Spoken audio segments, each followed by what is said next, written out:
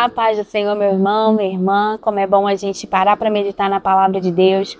E eu te convido a meditarmos no livro de Êxodo, capítulo 23, versículo 2, que diz assim: Não seguirás a multidão para fazeres mal, nem deporás numa demanda, inclinando-te para a maioria para torcer o direito. Esse versículo, o Senhor está advertindo o povo sobre o perigo de seguir a multidão, de fazer o que todo mundo está fazendo, de deixar de fazer aquilo que é certo, que é justo, que é direito, para fazer o que todo mundo está fazendo.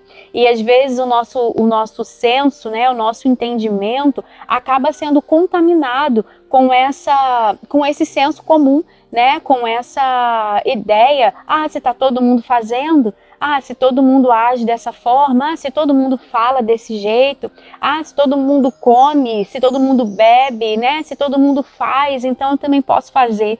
E aí a gente cai naquela frase popular que eu ouvia quando eu era criança, que agora é eu que falo com os meus filhos, mas você não é todo mundo. E a gente precisa ter esse entendimento, que nem sempre a gente vai se encaixar, né? Seja, não sei, na nossa faculdade, no nosso trabalho, no nosso círculo social. Às vezes as pessoas fazem de um jeito, agem de um jeito, falam de um jeito, né? Fazem coisas que a gente não vai fazer. E não é porque eles fazem, não é porque todo mundo faz que aquilo é certo, que aquilo é justo, que aquilo é direito. A gente precisa ter a palavra de Deus como nosso guia. A gente precisa ter o Espírito Santo de Deus como nosso guia, como aquele que nos dirige, que nos mostra o que fazer.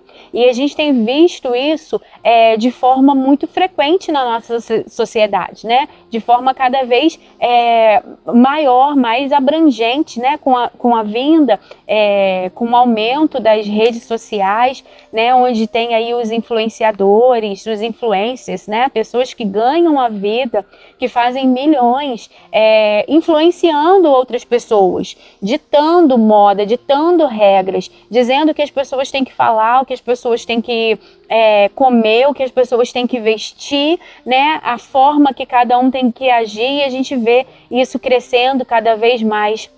E por isso é importante a gente sempre trazer isso para nossa mente, a gente sempre se lembrar disso.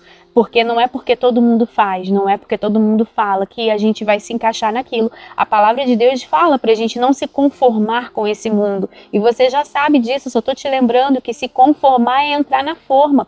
É justamente isso que Paulo está dizendo, não entre na forma desse mundo. Não faça o que todo mundo está fazendo só porque todo mundo está fazendo. A gente precisa ter a palavra de Deus como nosso guia.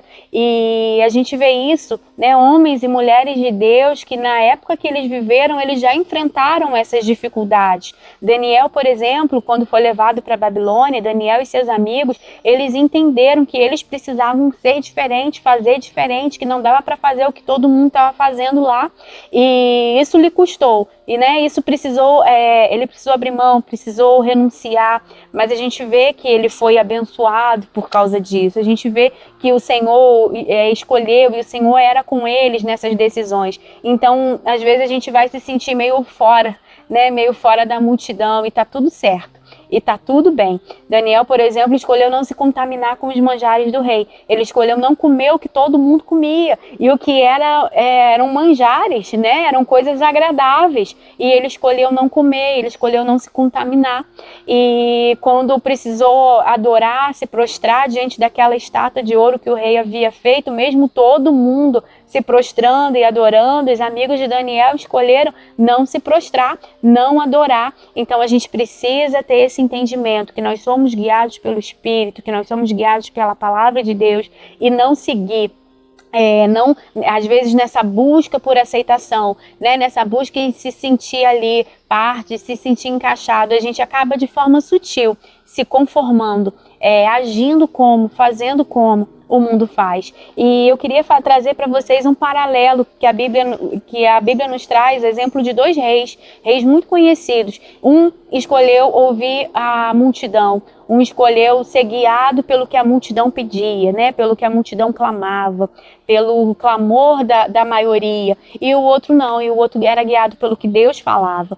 E lá em Samuel, a gente vê, 1 Samuel, a gente vê esse paralelo. Eu queria trazer para vocês esse paralelo desses desses dois reis. Um foi desprezado pelo Senhor e o outro teve o seu trono confirmado pelo Senhor, que é Saul e Davi. Saul, o declínio dele, a gente às vezes, né, fala, Saul foi rejeitado por Deus e tal. Ele de fato foi rejeitado pelas suas escolhas, pelas suas atitudes, pelas suas ações. Mas lá no princípio ele tinha sido escolhido pelo Senhor. Foi o Senhor que mandou Samuel ir e ungir Saul, porque Saul era um homem escolhido por Deus, foi ungido por Deus. Mas devido às suas escolhas, o Senhor retirou de sobre Saul o seu espírito, a sua presença, a sua unção e levou até Davi. E a gente vê, 1 Samuel, capítulo 13, versículo 8, nos narra, nos mostra o que aconteceu para que Saul fosse rejeitado pelo Senhor. Esperou Saul 7 dias, segundo o prazo determinado por Samuel. Não vindo, porém, Samuel ao Gilgal, o povo se foi espalhando dali. Então disse Saul, trazei-me aqui o holocausto e ofertas pacíficas, e ofereceu o holocausto. Para oferecer o holocausto, para sacrificar ao Senhor, precisava ser o sacerdote. Era ofício do sacerdote oferecer ao Senhor o holocausto. Mas Saul fez o que não lhe cabia, o que não lhe competia. Ele era rei, ele não era sacerdote. E depois que Samuel chega e vem confrontar Saul, o que você fez, Saul? Aí ele fala, o povo, né? E essa passagem aqui que nós lemos, não vindo porém Samuel, o povo foi se espalhando. Saul percebeu que ele estava perdendo popularidade, que o povo estava ali, meio perdido e provavelmente criticando Saul e ali impaciente. Ele sentiu essa pressão popular e aí ele falou, vem aqui, deixa que eu resolvo, deixa que eu faço. E aí Samuel, quando chega, critica a atitude dele e fala, nesse momento o Senhor está tirando o trono de você. Nesse momento o Senhor confirmaria o seu trono, mas como você agiu dessa forma, o Senhor está retirando o trono de você e está entregando nas mãos de outro, que é segundo o seu coração. E aí a gente entende que Saul, ele cedeu à pressão, ele não quis perder a sua popularidade, ele preferiu fazer o que o povo clamava, o que o povo queria, ele preferiu agradar o povo, agradar a maioria, do que se preocupar com o que Deus pensava sobre ele, do que fazer o que era certo, segundo aos olhos do Senhor. E a gente vê também depois que Davi começa a crescer, né, de forma como guerreiro, né? Quando ele mata Golias e como ele começa a destruir os filisteus, a gente vê que as mulheres, né, fizeram um cântico, e o cântico dizia que Saul matou milhares, mas Davi matou dezenas de milhares. E aí mais uma vez Saul fica irritado com aquilo, porque ele vê que o povo está preferindo Davi, que Davi está sendo mais popular do que ele, e aí a ira dele se acende contra Davi. Então a gente vê na vida de Saul, na história de Saul, que ele era guiado pela maioria, pelo que o povo dizia. Ele precisava ser aceito, ele precisava ser popular, ele precisava que o povo aplaudisse ele, exaltasse as atitudes dele, as habilidades dele. E nem sempre é assim. Quem é guiado pelo que o povo está dizendo, quem é guiado pela voz da maioria, vai viver tentando agradar,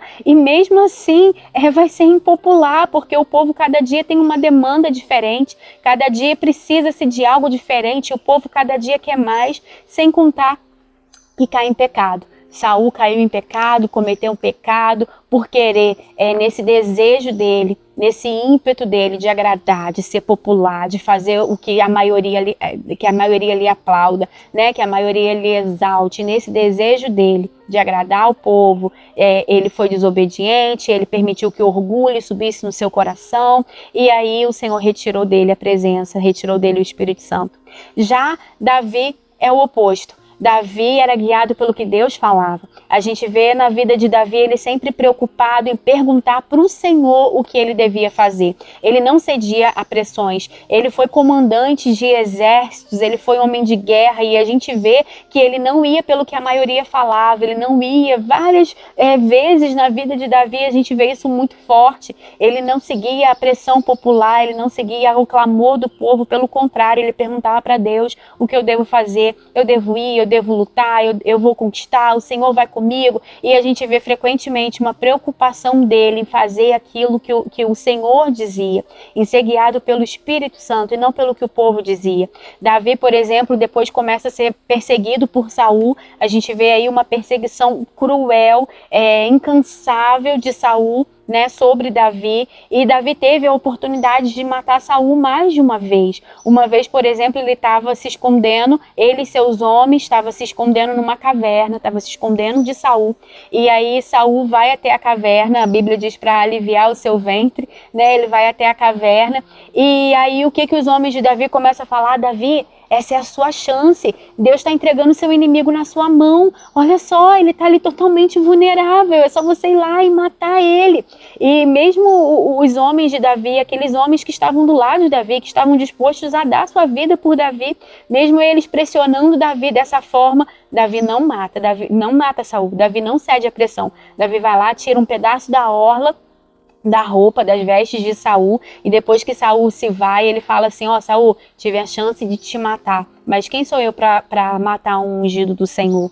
E Davi tinha esse entendimento. Mesmo sendo pressionado, mesmo às vezes as pessoas dando opinião, falando, ele sabia o que ele devia fazer, ele era guiado pela voz de Deus. E é isso que a gente precisa ter, e é isso que a gente precisa entender. E a gente vê que o trono de Davi foi confirmado, né? O Senhor deu uma promessa a Davi que ele sempre teria um descendente no seu trono, e isso se cumpre em Jesus, que é o trono eterno, né? Jesus é descendente de Davi, é um rei eterno, seu reinado não tem fim.